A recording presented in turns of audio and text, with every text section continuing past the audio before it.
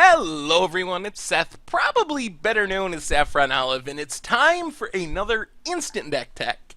Today we're heading to Standard to check out a really sweet Spell Queller deck. This is Esper Queller, as recently played by Kukiki to a 5-0 finish in a competitive Magic Online league, so congrats to Kukiki on their finish with the deck.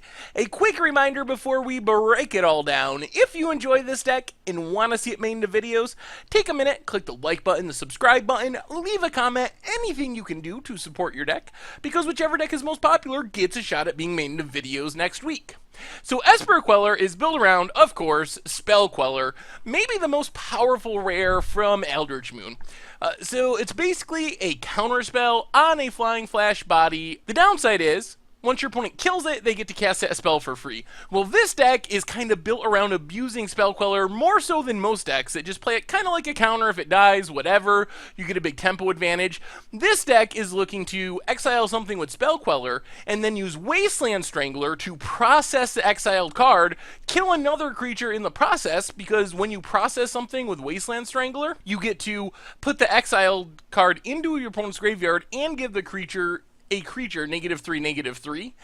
So that gets this exiled spell out from under Spell Queller. So if the opponent kills it, there's nothing to get back, but more importantly, it lets you kind of combo off with Eldrazi Displacer. Your opponent goes to cast something, you can blink the Spell Queller, exile it again, and then if you have 6 mana, you can blink the Wasteland Strangler, get the spell out from under Spell Queller, kill something else potentially, and kind of set up a almost hard lock for spells with converted mana cost 4 or less by using these 3 cards in conjunction. The deck also plays a couple other creatures in Ali Eternal Pilgrim.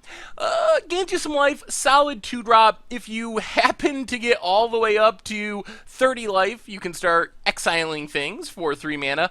And then Archangel Avacyn, just one of the best threats in the format. Saves your team from Wrath, hard to deal with. Also, kind of a combo together. You can sack a creature with Ali to flip around your Archangel Avacyn, deal the damage, get a 6/5, all that good stuff.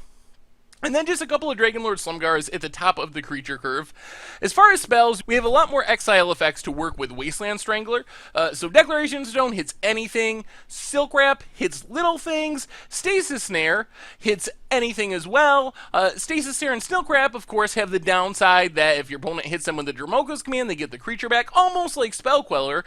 But if you can process the exiled card out from under them with Wasteland Strangler, that downside is gone. And then just one Anguish Unmaking, kind of a catch-all, a little painful to cost 3 life, but can get rid of a Planeswalker, artifacts, enchantments, things that your other removal spells can't hit. And then a couple of Grasp of Darkness, doesn't exile, but a very efficient removal spell in its own right.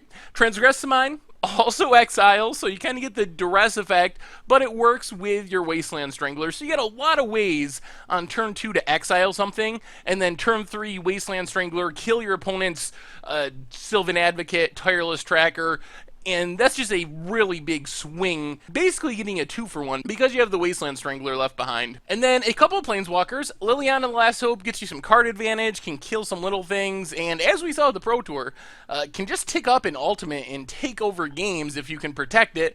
And this deck seems reasonably good at protecting a Liliana thanks to Spell Queller and some strong flash plays and removal. And then a Sorin at the top end can also win the game all on its own just by plussing repeatedly. And then just a Painful Truce for a little bit of card advantage. As far as the mana base, a bunch of dual lands, including, of course, 4 Shambling Vents, the creature land, Evolving Wilds, and then not only all the basic lands, but also a single waste that you can use for your Eldrazi Displacer. So your Evolving Wilds can actually search up 4 different basics. As far as the sideboard, you got the ability to sideboard into a rather typical black-white, splashing blue, I guess, but black-white control deck, bringing in Gideon's, Cletus, Obnixilis, Languish, and pretty much be like the black-white deck that won the Pro Tour a couple of weeks ago. And then you also have the ability to go the other way. In creature matchups, you can bring in Reflector Mage to go alongside your Eldrazi Displacer, kind of get the blink lock, blink your Reflector Mage, bounce your opponent's thing, they can't recast it, do that over and over, and Linvala to gain a whole bunch of life and potentially make a bunch of angels depending on the board state if you can blink it with Eldrazi Displacer as well. And then just a little bit more disruption, so couple duress, an ultimate price, and a tragic arrogance, which is one of the best blowout cards in Standard. When you catch someone by surprise with tragic arrogance, it can win the game.